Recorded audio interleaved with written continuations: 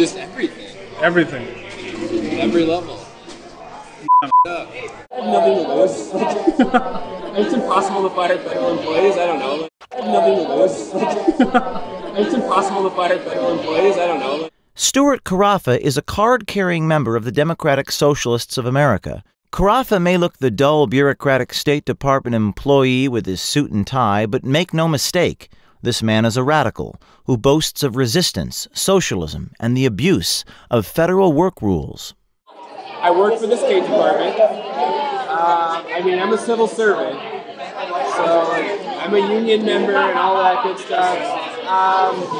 But yeah, I don't know. I mean, it's a little problematic. I look at it this way. So now that the administration cut my program that I was on, it was a cool data analytics program, and we were going to modernize, democratize, shine sunlight in places where it should be. And they cut it, and now I'm just straight 8:30 to 5. So it gives me so much more time and emotional bandwidth to do all of this stuff. Karaffa is not shy about how he uses his time at work to resist while being paid by the federal government. Instead of... So it's that, I'm going to do DSA work? Yeah, pretty much. You can do DSA work. I do. I'm careful about it. I don't leave a paper trail. I leave emails. Any press that comes up, I leave that until after 5:30. But as soon as 5:31 is, I've got my draft messages ready to send up. Nice. Karaffa explains to our journalist that he waits till after official work hours to disseminate DSA-related emails that he had drafted while at work. Karaffa thinks this delayed delivery will somehow protect him and his job. Yeah, you got the work done. Ready, you just gotta press send now. Right. So that was what is public record in this world? I mean, maybe someday I'll go to Board of Elections jail. Probably not. U.S. State Department Stuart Karaffa is bragging about how he improperly conducts campaign work for DSA during work hours. Now, I'm not a lawyer. I actually dropped out of law school after 1 year. But Steve Klein here actually graduated from law school. Steve, what is Stuart doing that is illegal? Well, he's committing a fundamental violation of the Hatch Act by engaging in political activity while working for the federal government.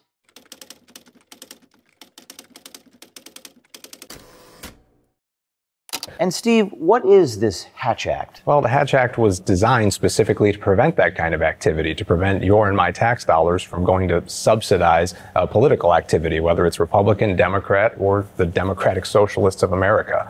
Wow. You guys don't have do you guys have cameras on your cubicles? No, God no. But you could put two and two together probably. Right. It's web traffic. Karaffa is deeply involved in the Democratic Socialist political campaign efforts both in D.C. and Virginia, as evidenced by his private messages on the DSA internal communications app. With web traffic and...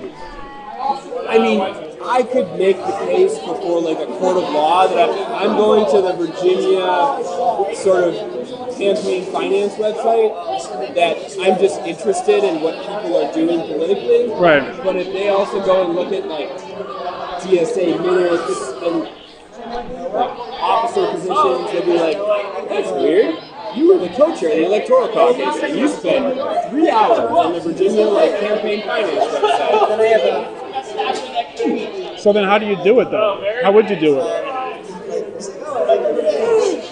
So I have nothing to lose.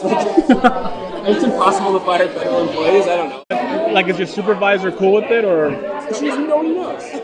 Karaffa also told our journalist how he gets away with his antics even though he files his required ethics and financial disclosure forms every year, forms that are meant to protect against any conflict of interest. No one knows. But the best part about it is that there's this ethics form that I have to submit every year to the government because I'm a contracting person. And on the contracting form, I put all of my officer positions on it, and somebody just rubber stamps it and it goes forward. Nice. So there is. So it's like a financial disclosure form, right? So if you're involved in federal contracts, you have to disclose the organizations that you're like, if you're like on a board, or if you're a financial officer. So I'm the treasurer of my neighborhood commission. So I disclose that. And so like that's if there's any up contract stuff that happens in the federal government, they're like, oh, that's the contract thing that happens. You're on the board of this nonprofit, and all of a sudden they get a $300 million contract, and they have 3 employees. And that's what, but I can disclose all of my other stuff, and the guy rubber stamping it is just kind of like, I don't know if he's all there. He's so checked out, and he's looking at this stuff like, yeah, whatever, just boom, go. And so now I can look back and be like, I don't know, the ethics offer was aware of what I was doing, so.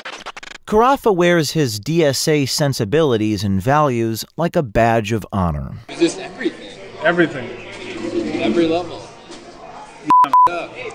At the same time we were meeting with Karaffa, this memo was posted on the Metro DC DSA website, warning their members of Project VERITAS and other infiltrators.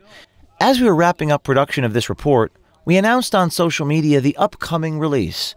Within hours, the Democratic Socialists of America in D.C. noticed they'd be featured in the story and began ghosting their public profiles.